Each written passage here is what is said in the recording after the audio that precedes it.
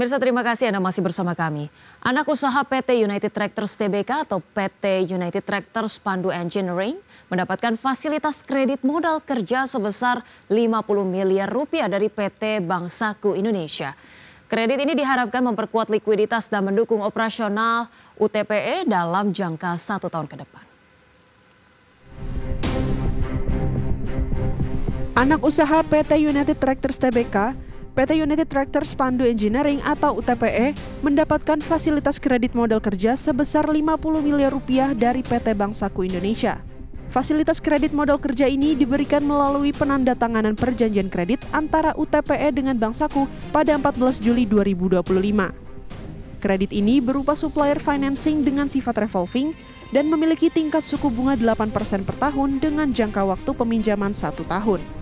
Perseroan memaparkan bahwa fasilitas ini akan mendukung kebutuhan modal kerja UTPE. Kredit ini diharapkan meningkatkan efisiensi operasional UTPE sekaligus memperkuat posisi keuangan perusahaan. Salah satu alasan utama pemilihan Bank Saku sebagai pemberi kredit adalah karena bank ini merupakan perusahaan afiliasi milik Astra International, induk United Tractors. Selain itu, Bank Saku memiliki rekam jejak dan pengalaman yang memadai dalam pemberian kredit modal kerja. Diharapkan, pemberian fasilitas ini berjalan profesional dan efisien dengan tetap mengedepankan prinsip kewajaran dan kelaziman usaha.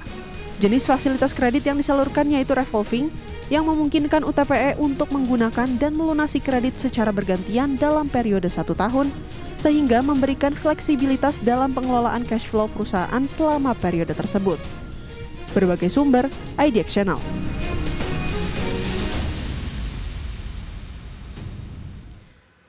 Pemirsa, PT Dharma Samudra Fishing Indonesia Tbk membidik pendapatan tahun 2025 sebesar 625 miliar rupiah. Target ini tumbuh sekitar 8% dari realisasi 576 miliar rupiah tahun sebelumnya. PT Dharma Samudra Fishing Indonesia Tbk membidik pendapatan tahun 2025 sebesar 625 miliar rupiah. Perusahaan optimistis laba bersih tahun 2025 naik 2 kali lipat menjadi 25 miliar rupiah dari 12,5 miliar rupiah pada 2024. Penjualan produk laut seperti filet ikan, tuna dan gurita ke pasar ekspor dilaporkan menjadi pendorong utama kinerja. DSFI telah mengekspor produk ke lebih dari 20 negara termasuk China, Timur Tengah, dan Korea Selatan.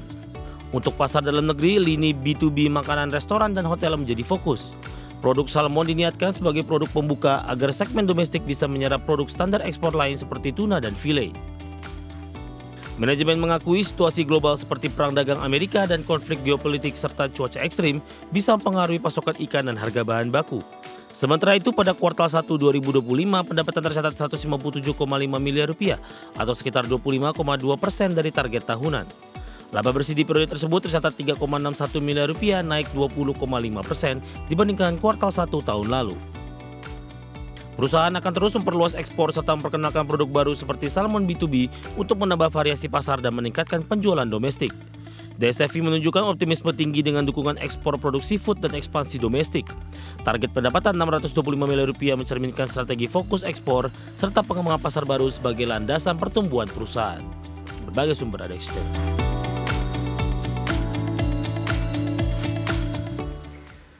Pemirsa, PT Sejahtera Raya Anugrah Jaya Tbk merampungkan Topping of Maya pada Hospital ke-8 di Jakarta Garden City pada 29 Juli 2025.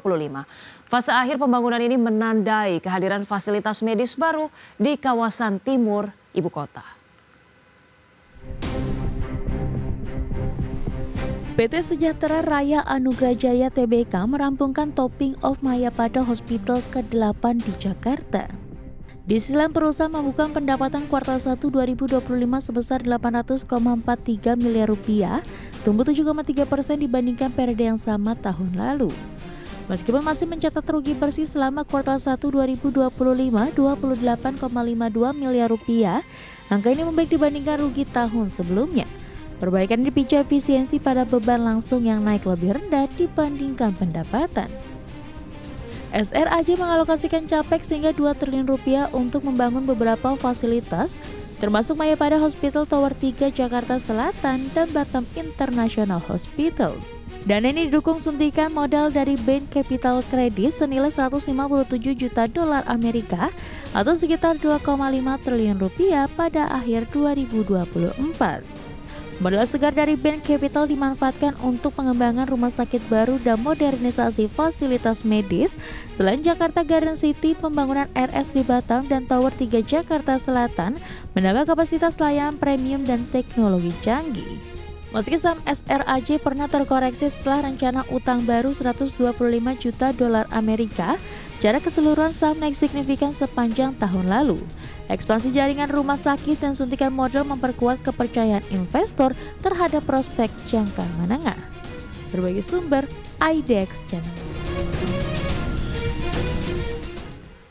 Dan pemirsa, berikut kami hadirkan informasi terkait dengan penutupan perdagangan IHSG pada sesi 1 perdagangan hari ini 18 Juli 2025 pemirsa, di mana IHSG terpantau mengalami penguatan 1,27% atau menguat 92,2 poin ke 7.379,2.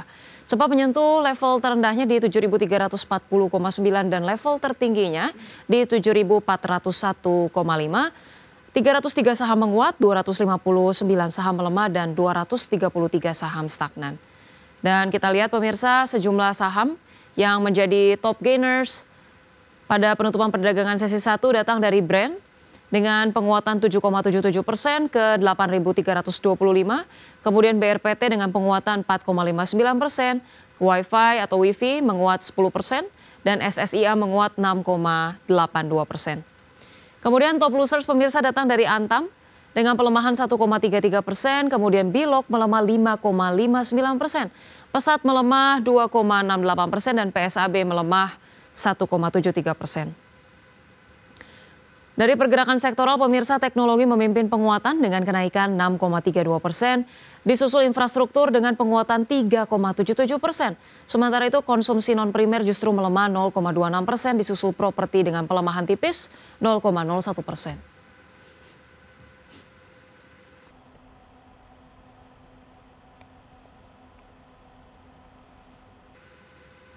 Pemirsa, berbagai informasi menarik lainnya masih akan kami hadirkan usai jeda berikut ini, tetaplah bersama kami.